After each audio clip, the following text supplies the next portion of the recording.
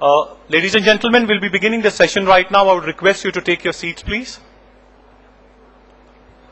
The session is on real estate. We have with us as a moderator Mr. Vikram Oza, who is the senior editor and the head special initiatives. Keynote speaker, Mr. Keki Mistry, Vice Chairman and CEO HDFC Limited. Affordable Housing, Mr. Jerry Rao, Executive Chairman, Value Budget Housing Corporation, is on his way. Builder and developer, Mr. Sailesh Puranik, MD, Puranik Builders Private Limited. Housing Finance, Mr. V.K. Sharma, Director and CEO, LIC Housing Finance Limited. On that note, please a loud round of applause for the panelists, and I give it to Vikram.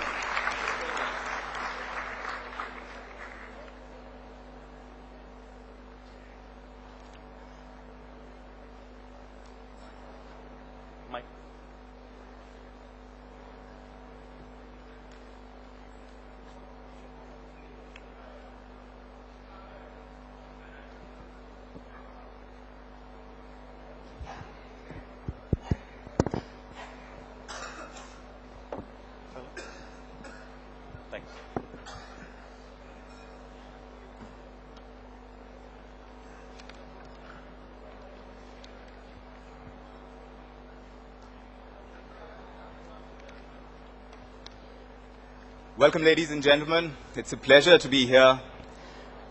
Here we are to look at the investment climate. And more specifically, when it comes to real estate, it's an area where for the longest time we've thought of it as the place to park your money. That hasn't changed, despite the fact that we're seeing prices skyrocket.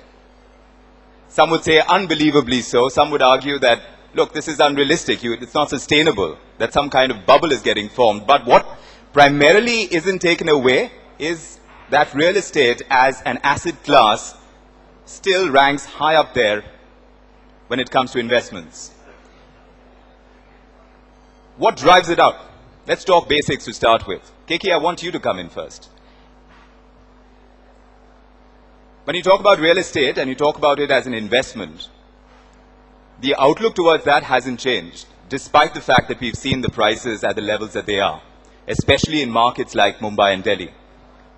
What's the reason of its sustained level of interest? If you look at the real estate sector, really you have to look at two sides separately. You've got to look at housing, residential housing, and you've got to look at commercial real estate a little differently. When you look at the residential housing market is being driven by the fact that the shortage of housing in India continues to remain massive. That's number one. Number two, even today, after all these years of growth that we have seen in the sector, the penetration levels of housing and, for example, housing loans is extremely low.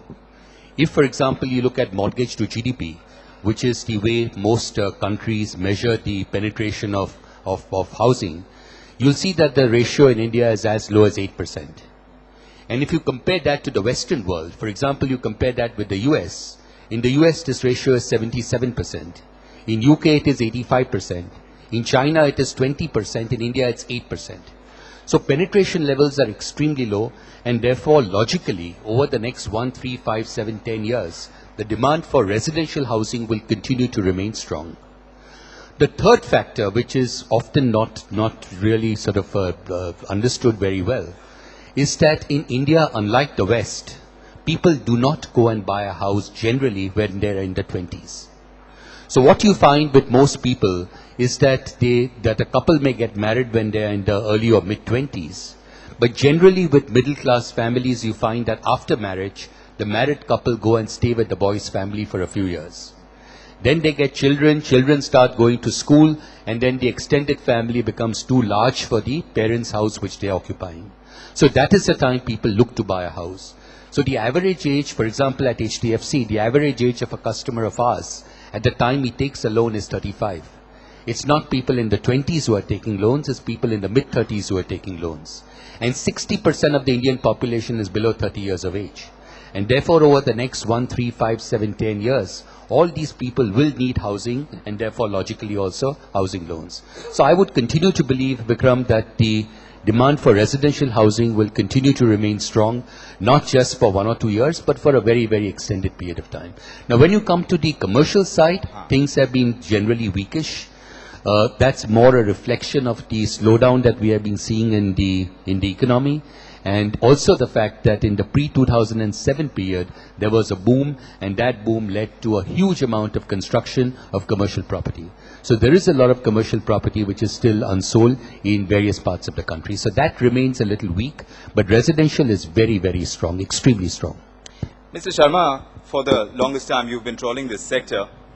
In terms of the growth potential of it and what we've achieved so far, there is obviously a sense that, like Keki mentioned, there is an optimism for the future. But the current realities tell a different story. Why do we have such a strong mismatch when we talk about real estate as an investment class? See, fortunately, you are not in the morning session. You say fortunately. This is the session of second villains of the market. The first villain has already given the speech. So, when you go to the reality of the real estate sector, and the focus is not buying the house for the use, focus is real estate as investment. Yes. So whether in the near term, investor is typically for 1 year, 2 year or 3 year, the buyer for user of the house will be maybe 5 years, 10 years or forever. So if you take 1 year, 2 year or 3 year term, whether as investor I will be able to earn more money in the real estate than in gold or than in capital market, that is the real question. I mean, that's what I feel that. See, friends, good afternoon to all of you. Let me tell you very clearly that I had also prepared a big speech, and I do not want to be considered small by not giving the speech. You have very faithfully, peacefully heard everybody. But Deena Mehta madam had told me very clearly that Mr. Sharma, you will have to consider the time because lunch is there. So I will not give much speech. My perception of the things is that end user demand. Hello. You want that I should go there? No. End user demand in the real estate sector, as Mr. Mistry has said, it will continue to be robust because of the demographic reasons, because of the fact that the young generation is aspiring more and more for better and better houses, which this country does not have. Yes, but at the same time, we're seeing so much concentration on luxury housing. At least that's the popular perception. You can correct me if I'm wrong. Jerry Rao, I'd like you to come in on this because obviously it's a bone of contention. The merit is in looking at the masses in terms of their housing needs and the demand-supply mismatch that exists over there, but not enough activity. Do you agree? 120%. I mean, Keki is absolutely correct. There is robust demand. Comes from. I'm sorry. Can the people handling the audio please correct this? I'm sorry, I'm not able to see it. Is it okay? Better? Okay.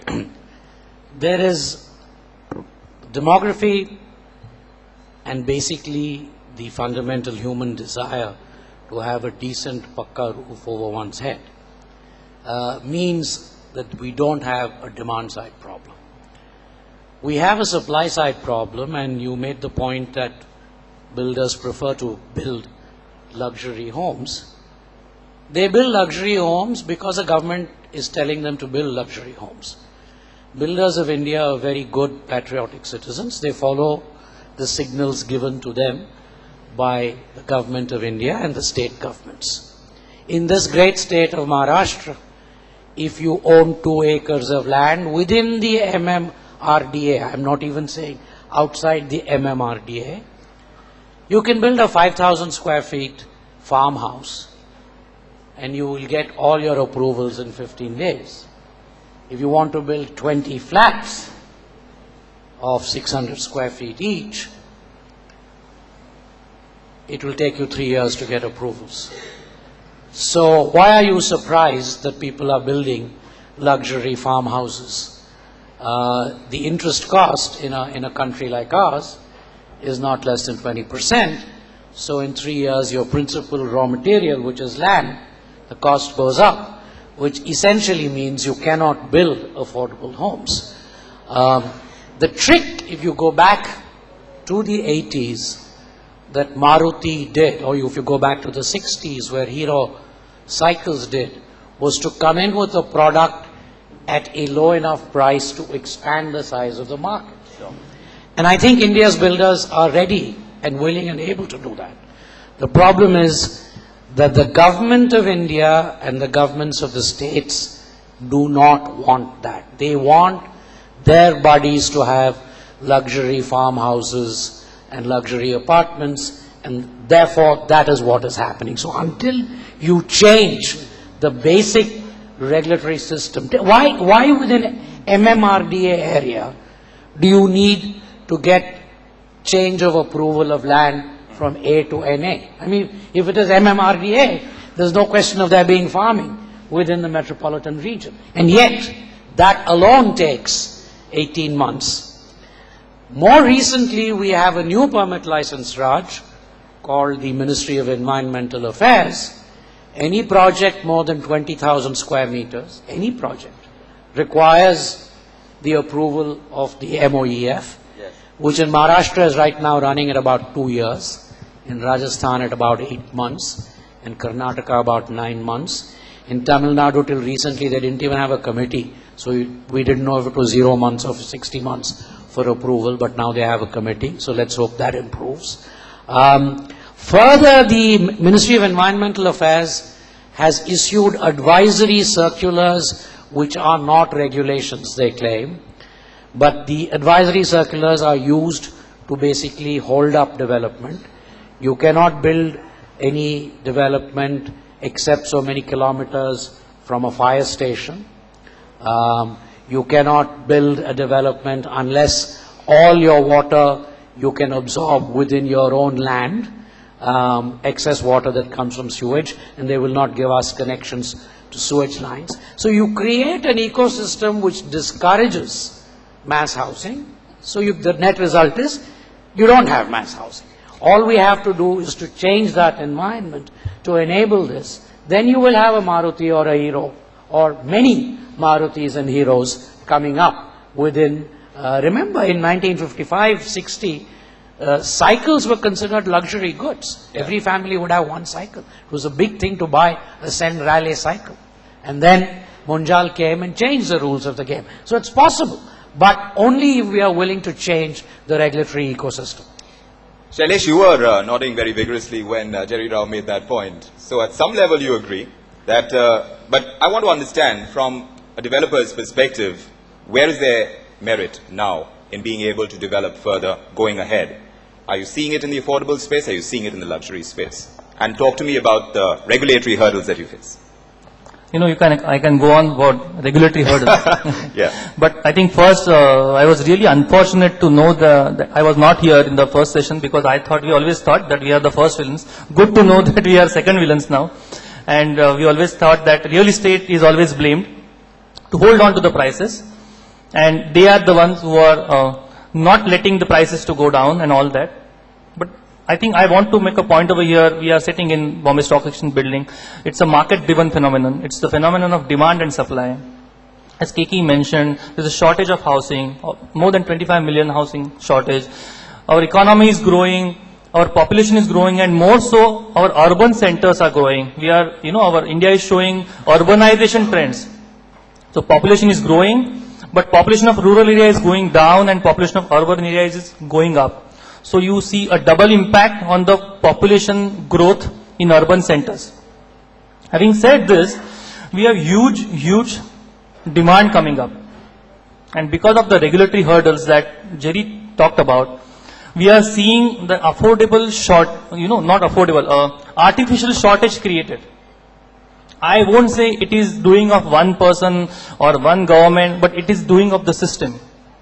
And that's what is creating this shortage. I'll give you a simple example which we were talking about. He talked about cycles. You know, some few years ago, we all thought mobiles are luxury. We were paying something like 16 rupees a second or a minute, something like that. Today my peon has 2 mobiles. Why did that happen? It's a simple market phenomenon. You create abundance. Once you create abundance, prices will come down. You know, sometimes jokingly we say in our circles that government is on our side. Because they are creating these hurdles, entry barriers, we are seeing not many players are coming in. People are afraid to enter this sector. People are afraid to build. I'm sure Jerry is a newcomer, new entrant to this sector, and he is slowly and surely realizing the perils of ours, how it takes 2 years or more to even get simple permissions. Yeah. And I'll tell you simple example of MOEF, Ministry of Environment Forest. They are central legislation. At local level, we have urban local bodies which are supposed to control and give you permissions. Center has nothing to do with what permissions they are giving you. If they are so in favor of or pro-environment, they can issue advisories to urban local bodies that these are the things you ensure that you have STPs, you take care of the water supply, you ensure that effluent is taken care, you ensure that during construction pollution will not happen. Can't they issue advisory to urban local bodies? Why center is dictating? Until 1.5 to 2 years ago, we had to go to Delhi for a project which is getting sanctioned in MMRDA. Some corner of MMRDA. In Karjat, I had to go to Delhi. They don't understand what is Karjat, where is Karjat. They don't know where is Thane and where is, if they know Mumbai, but they will not know where is Thane or Karjat or other areas. How will they give me permissions? Why can't they issue advisories to local bodies? And this is only one thing I'm talking about. Now they are talking about coming up with RERA, Real Estate Regulatory Authority. I think the best thing to do, or best thing to happen to industry, if they are sure about what they are trying to implement. They are trying to bring in transparency, I agree, but we have 100 permissions to take. It should not become 101th. What we want is single window. Once we go to that authority, they should give us all the permissions. Why are they not giving us industry status? Now, these are It's a long pending demand. Yes, Sure. these are long-standing demands. The land acquisition bill, single window clearances, all of these we've been talking about ad nauseum. But I want to kind of do a little finger pointing and nudge the developers a little bit. And I want to get in your view on this, Keki. When you're talking about pricing, something that Shailesh brought up, and we have been talking about it consistently too, when it remains that high, how much of a hurdle does it pose to seeing real estate as a sector suffer as an investment class? See, you need to understand the reasons why property prices are high. It's not that property prices are high because there's a huge margin or a huge profit that the builders are making. I think that's a misconception in many minds. The reason is lack of availability of land, number one, and number two, lack of infrastructure. I totally agree with what Jerry and Shailesh said about single window clearance, all the other stuff. But the primary thing is lack of infrastructure facilities. You take Bombay as an example. If you can improve the infrastructure in Bombay significantly by creating better connectivity between the northern part of the city and the southern part of the city, and have several, probably do it through the sea with several inlets into the city, and then you improve the water supply, the sewage, the education facilities, health facilities, and so on and so forth, then you can permit buildings to go a lot higher and create more supply. So the only way we can really bring down prices is by increasing supply. You can't throttle demand. The demand is always going to be there. Yes, but at this point in time, when we are talking about the need for infrastructure, Shailesh, how much are developers willing to come forth and participate through a PPP model with the government to create that kind of infrastructure? Do you think the atmosphere is conducive for developers to come forth and say that, look, if this is what it's going to take for the real estate sector to develop and take it to the heights that it can reach, then we are willing to participate? Are we not paying development charges? Are we not paying service tax? Are we not paying VAT? Now we are paying LBD.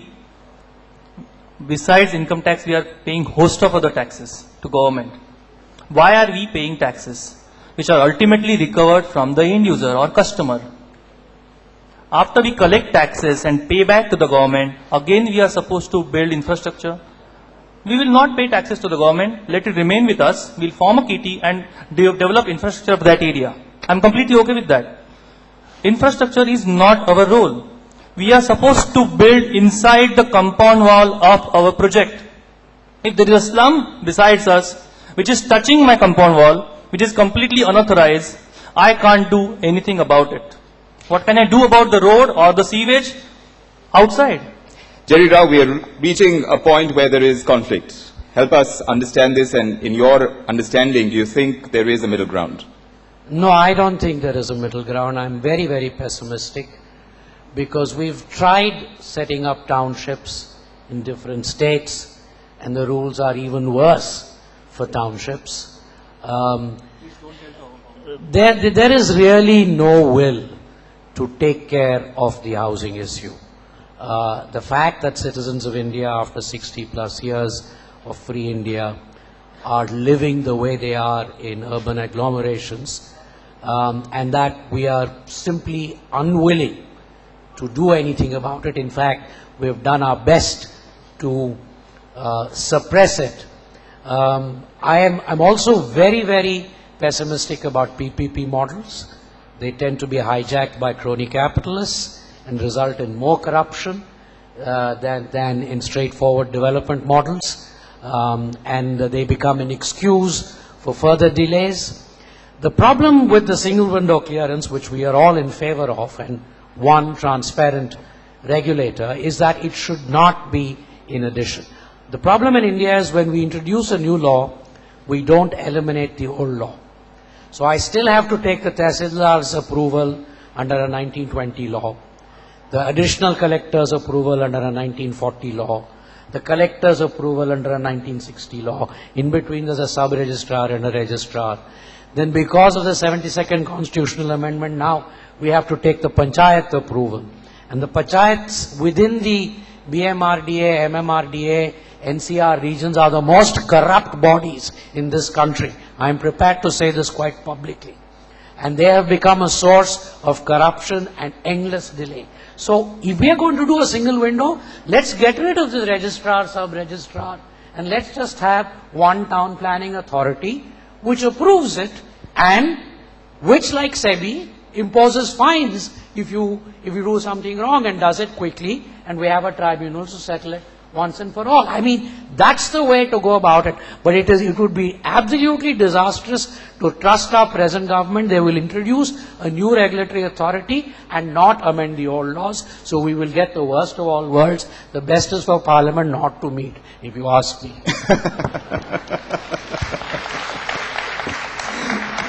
Mr. Sharma, many will argue that the real estate sector is a house divided, where developers are not on the same page. It's so unorganized, there is so much of mis-selling that's happening right now, that it's very difficult to do business and see it as the investment class that it needs to be.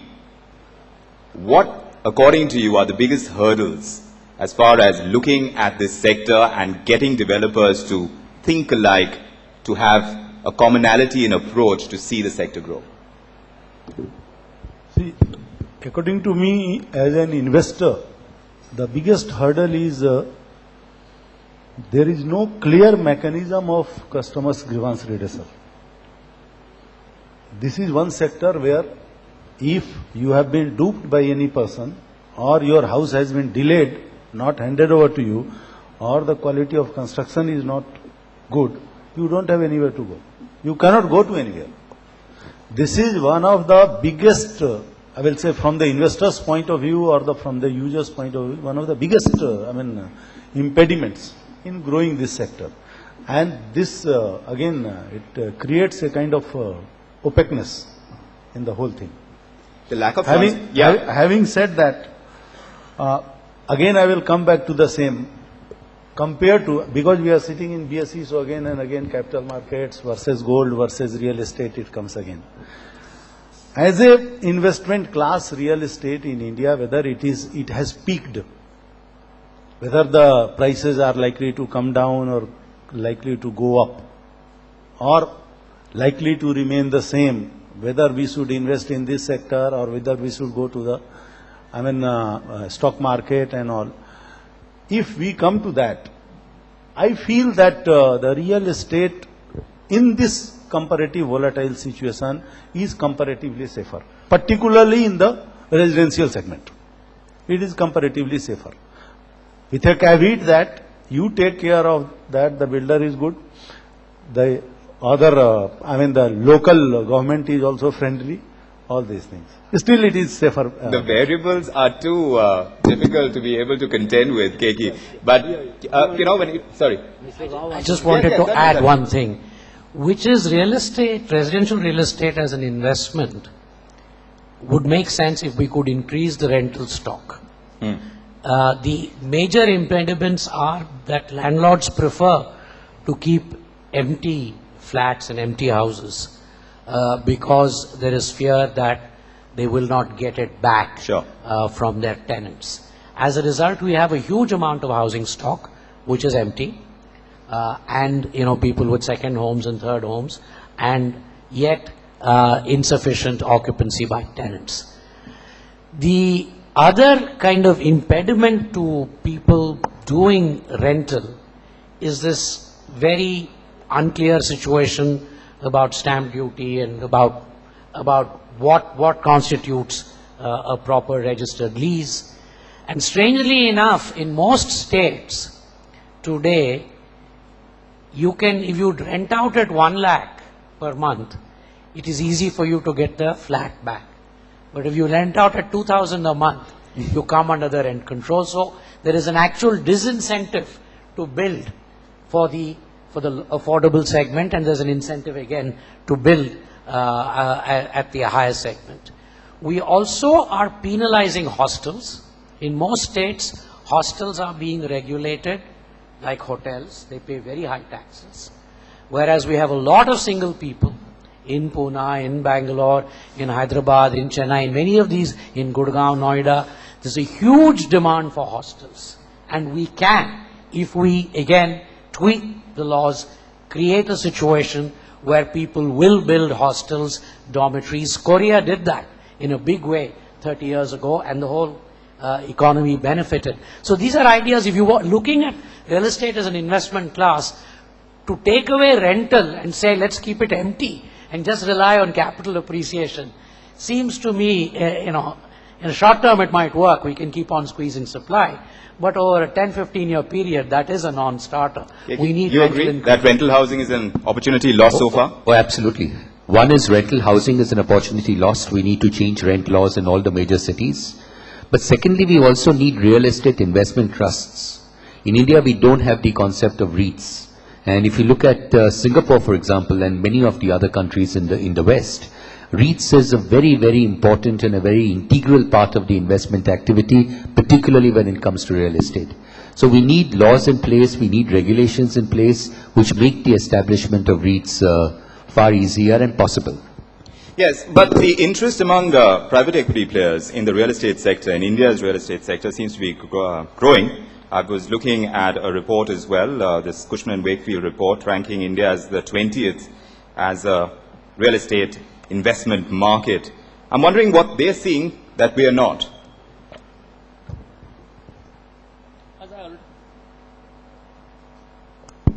As I already mentioned, demographically, our economy also is growing, if not at 8-9%, but still it's growing, which is not so seen in most of the other parts of the world. Private equity players typically are seeing this rate of return that they are getting in India. Of course, they came in some few years ago, burned their fingers, and now they have understood and now they have realized what Indian market is all about.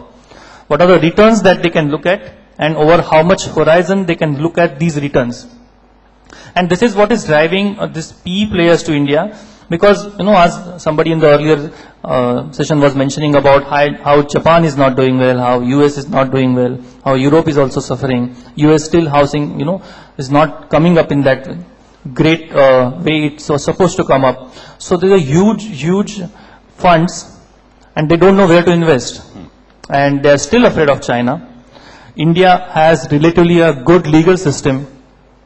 they are hopeful that if there's something goes wrong in India, there will be a good legal system to support them and to get them out of the crisis. No, but though you say China is the top position as far as this list is concerned. No, I agree Looking at- completely. I and agree they're completely. At least 125% more in terms of the size of the real estate market and how much PE investments it's able to attract right now. So obviously they're seeing China as the biggest. Yeah, I agree. What I'm saying is, this entire belt, when I'm comparing China to India, what I mean is, of course, China has its importance because of the sheer size. But India also has its importance because of, even though we are less in size, because there are certain other factors working in our way. And that's why it's driving towards India as well. I think I'm more keen about the point that what is not happening in some of the other parts of the world and what is happening in, say, China and India, both combined and both put together. And that is what is driving PE players to our part. Right, but Keki, where you're talking about attracting investments, and that's why I brought in the point about private equity and their interest in the Indian real estate market. Liquidity has been a constant issue in the recent past for the real estate sector, and their grouse is that banks are not willing to come forth. What are the reasons? I'm not very sure if that is that relevant or that problematic for everyone. I think liquidity is available. If you look at the growth of housing in the system, it's not all that bad. If you look at availability of funds for good projects, money is available. Money is not easily available for buying land. The financing options for developers today, particularly for construction, are many. Apart from loans from banks and housing finance companies and NBFCs, there are various other forms of raising funds, listing, IPOs, and so on and so forth. But where money is not available really is for buying land. So land purchase is where the biggest issue is, and that is because the formal system, RBI, and probably rightly so, has prohibited banks and housing finance companies for lending money to developers for buying land. And that is why land is bought at extremely high interest rates. The process, as Jerry talked about and Sailesh talked about, of getting approvals takes so much more time. So when you bought land through private equity, which is really not equity but debt masquerading as equity, the interest rates are very high and it takes you a long time to get approvals. That cost mounts, and because that cost mounts, the ultimate finished product also costs a lot more. Do you think the land acquisition bill is going to help resolve the problem of being able to acquire land for real estate projects? We had to study the land acquisition bill in a much better way, but Jerry talked about the fact that when the new bill comes in, for example, if a real estate regulator comes in, the whole process of getting approvals from the existing agencies, and it's not one or two or three, there are so many of them, unless that process is removed, the new bill or the new law is not going to really make a material difference. Mr. Sharma, are you hopeful of what the land acquisition bill can achieve by way of making land more easily available to the real estate sector for more development and bridging this demand-supply gap that we are seeing, at least in the affordable housing sector? No, land is basically a state subject. So the union government can facilitate certain things.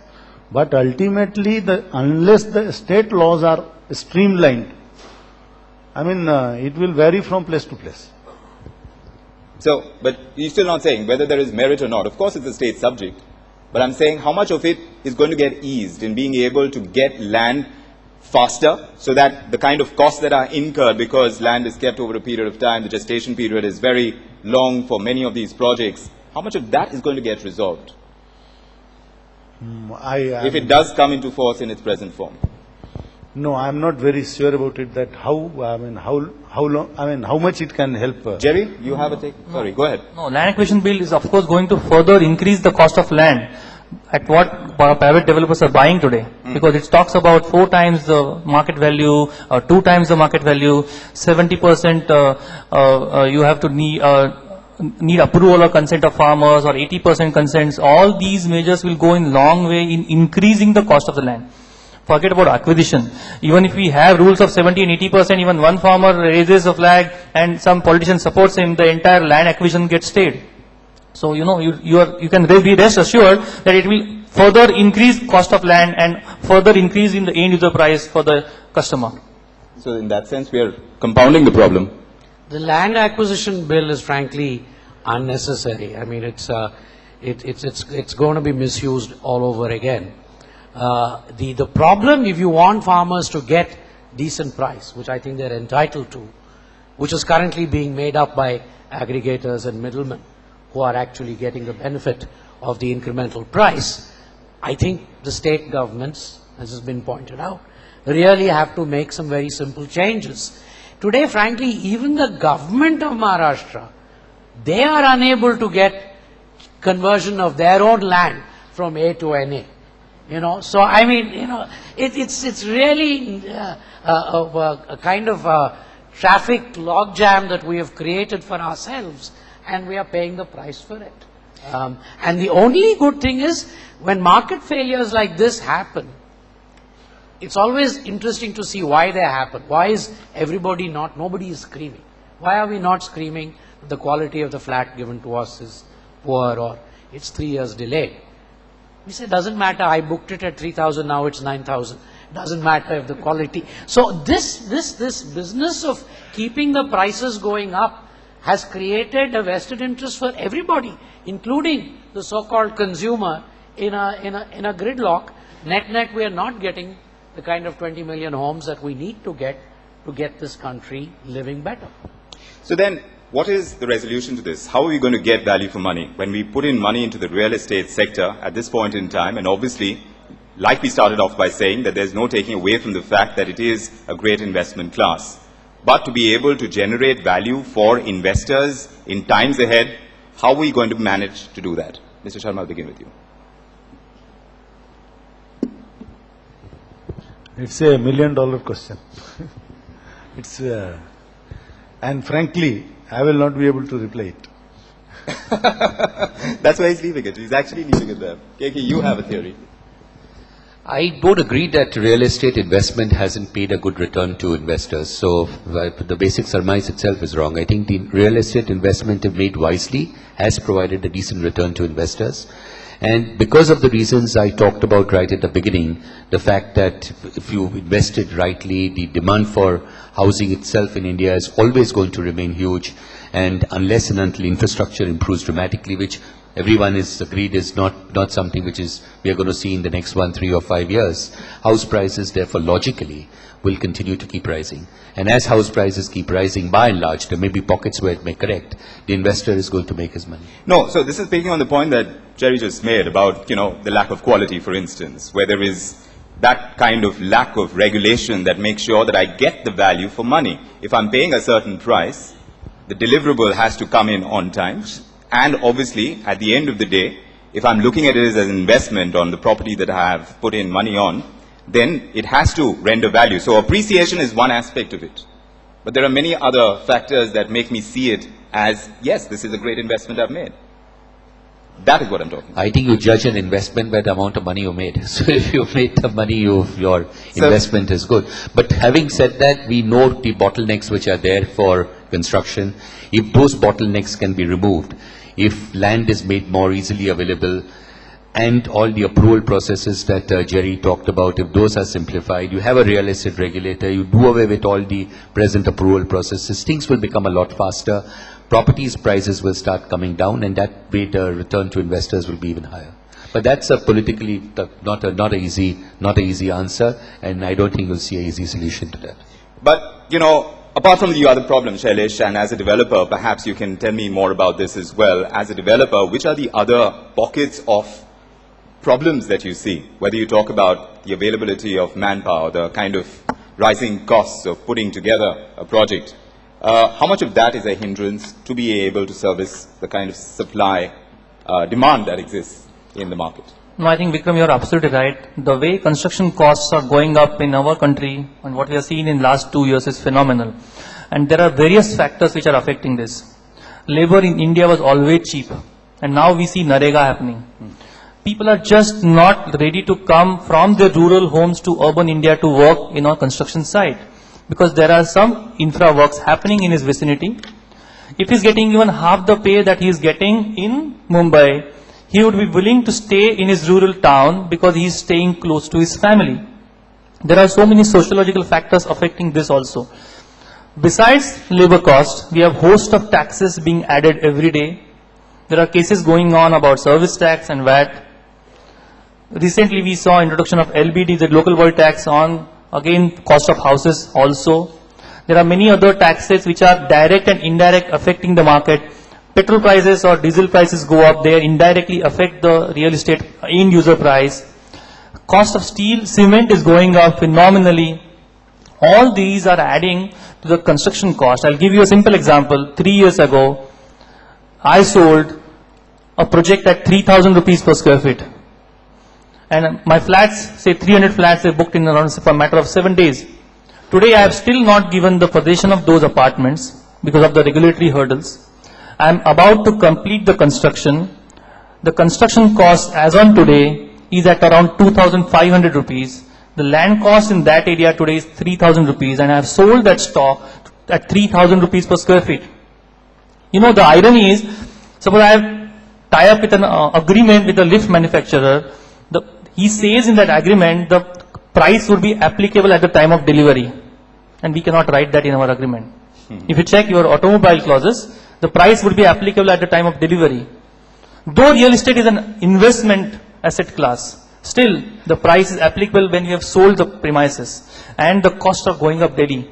I'm not even talking about land cost. I'm just talking about construction cost. Sure. Jerry, just to talk a little bit more about the cost, and the biggest cost, like Keki mentioned as well, is the cost of land.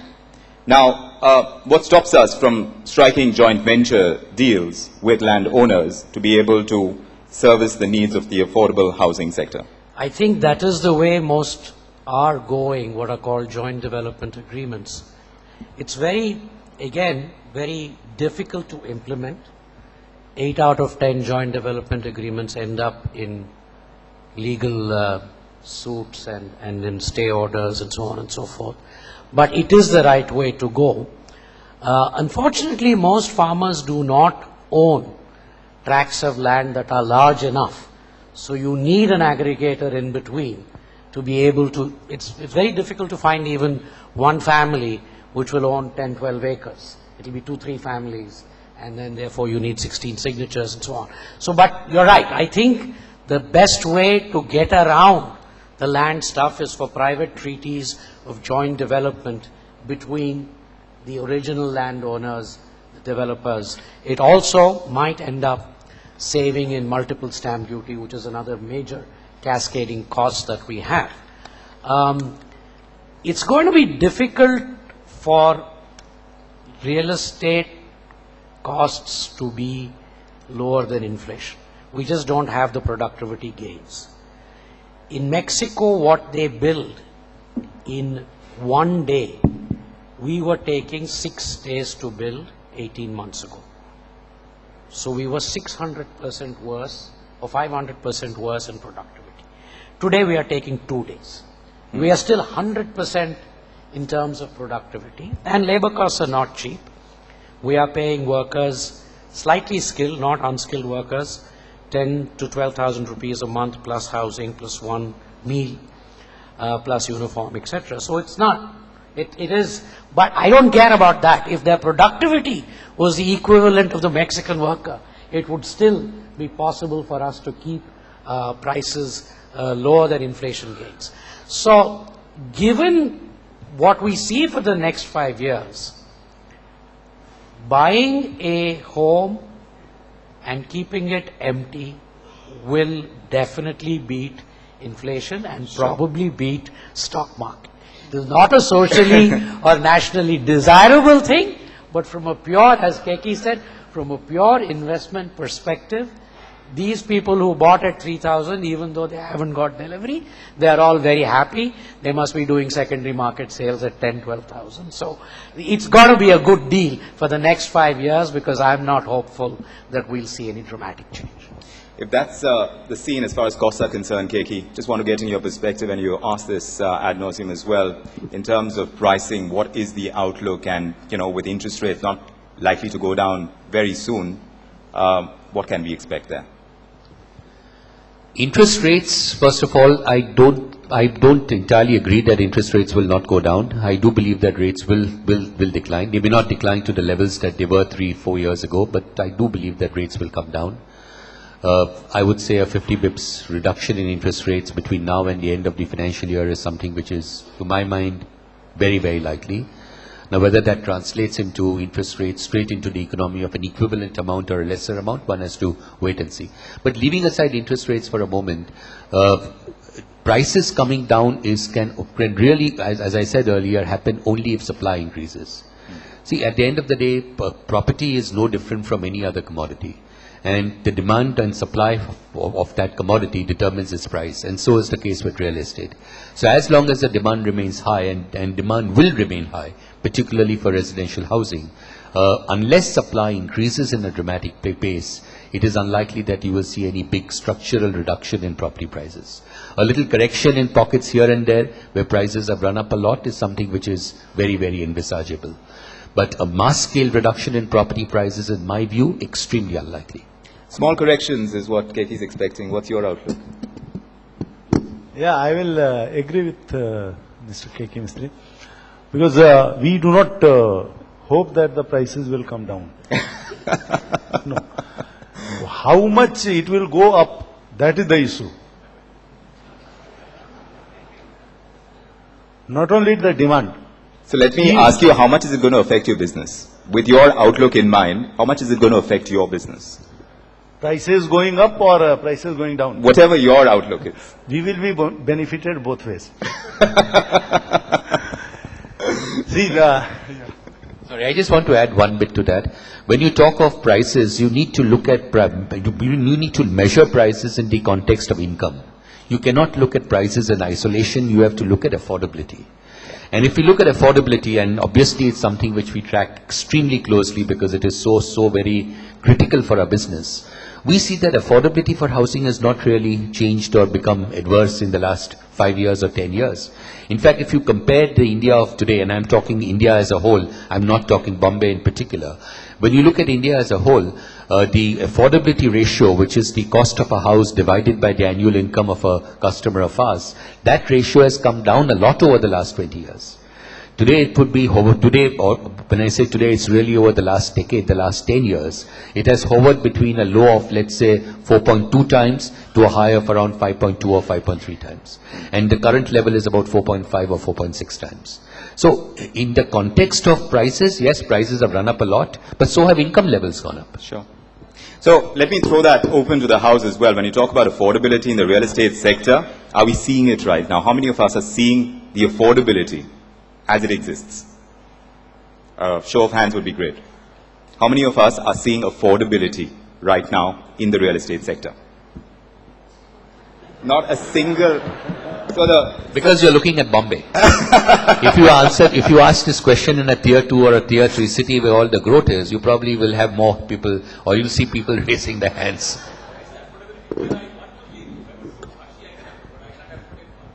And is that an inherent problem?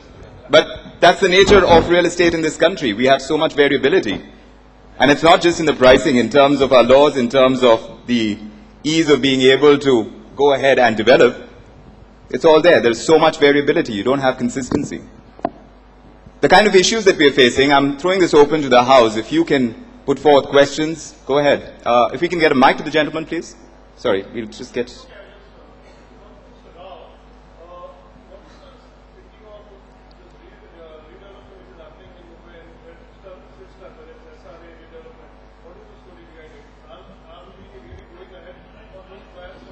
Right. The SRA has run into too many problems simply because the fundamental idea of SRA was that by giving incremental FSI, we will solve all problems. And that has not really worked because we don't have a transparent system. And so it's gotten, caught into a lot of traps. Can it work? I think it can work. I'm actually looking forward to the Bohri community development, which is going to take off shortly in Bombay. I think there the involvement of the community has been done quite sensibly. The whole process has been relatively transparent, and it is a heritage neighborhood which I think is going to get developed quite nicely. That will be one example. There are certainly places in Bhopal, Indore, where we have seen SRA type projects work out. So it's not something that can't work out. I think Bombay, we were too ambitious. We tried to solve all problems with FSI. And that somehow, didn't take off as it should have. Because I'm not sure you can really ask slum dwellers to move merely by giving builders FSI. It's a very complicated social issue, and we thought there was one solution which didn't happen. There's a question that's coming in as well for Mr. Mistry. What is the significance of the number of 80-20 schemes that are mushrooming around the city of Mumbai? See, again, this concept of 80-20 is more a Mumbai product than a All India product. And there are a few builders who have these arrangements with a few banks. I don't, to my mind, think that there are that many projects. It probably draws a lot more attention than than actual projects being on the ground. It's a little risky from a lender's perspective because you're putting in your, you're putting your capital, you're lending your money at a time when nothing is ready, and you are taking a huge risk of the developer not being able to, one, complete the project, two, you are taking the risk, theoretical risk of, a huge downturn in the economy, which causes property prices to come down. So we don't really encourage it in any significant manner. But yes, there are a few projects where this 80-20 scheme is there. I'm not sure it is always that beneficial to a customer also. But those people who may want to use it, they're doing it at their risk. A point being made over here that our discussion was largely about the supply kind of issues that we are facing in the rest of the country, but when you look at the Mumbai market, we're looking at oversupply, and there are about 80,000 flats, I'm told over here, that are lying unsold, and builders are not reducing prices. So, Shailesh, I think you should take that. Firstly, I dispute this figure of 80,000 because, the report was published. I talked with the gentleman. How did you arrive at that 80,000 number? Because, see, many times when a builder starts with the construction after getting approvals, and when he has, not even reached plinth stage, these IPCs come to the site, and suppose I am building 7 buildings of 700 flats and I have just reached 2 buildings plinths, he will say 700 flats are under construction. Out of that only 100 are sold and 600 are vacant. How can you arrive at that number? So I have my doubts about this 80,000 as a number first. That's what our industry is so unregulated that we don't have, for example, like automobile industry, you have very good numbers, authentic numbers coming out. Right. We don't have such a system, which is, kind of works against us also in many of the cases. Yes, and then people talk about 80,000 flats which are lying vacant. You show me 100 flats which are lying vacant. Can I also respond to that? Of course. You see, when you talk of 80,000 flats or whatever that number is, right or wrong, I don't know, you need to keep two things in mind. The difference between the Bombay of today and the Bombay of 2006 or 2007 was that in those early years, pre-2008, a builder had to announce a project and say that he's bought this land, he's going to construct a 20-story building over there, he's making a sort of offer he's selling this apartment for, let's say, 25% of his apartments up front, and then the expectation is that prices would go up, and you'd suddenly have a rush of people rushing in to buy the apartment at that time, before a brick is laid on the ground. So that is the way Bombay was 5 years, 6 years ago. But the slowdown in 2008, 2009 brought in a lot of reality into people, and people started becoming a lot more cautious. And today you will not see too many apartments which are unsold, which are ready. So people wait for the construction to be ready.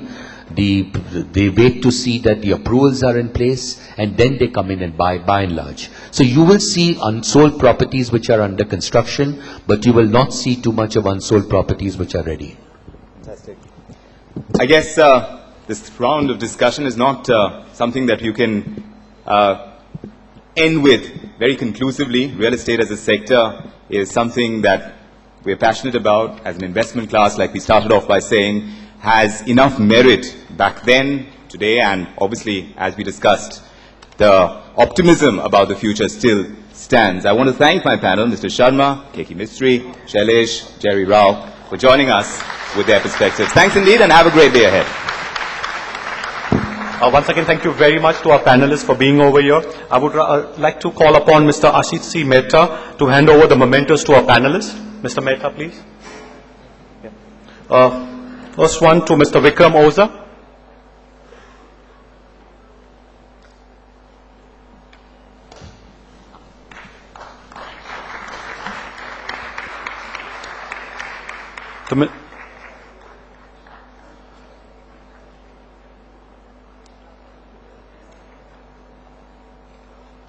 To Keki Mistry.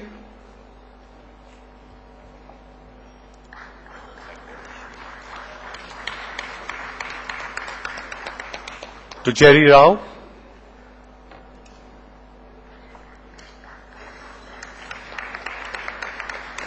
To Sailesh Puranik.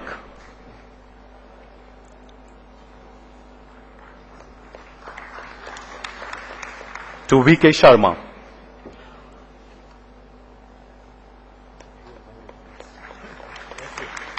We request for a group photograph, please. Wait.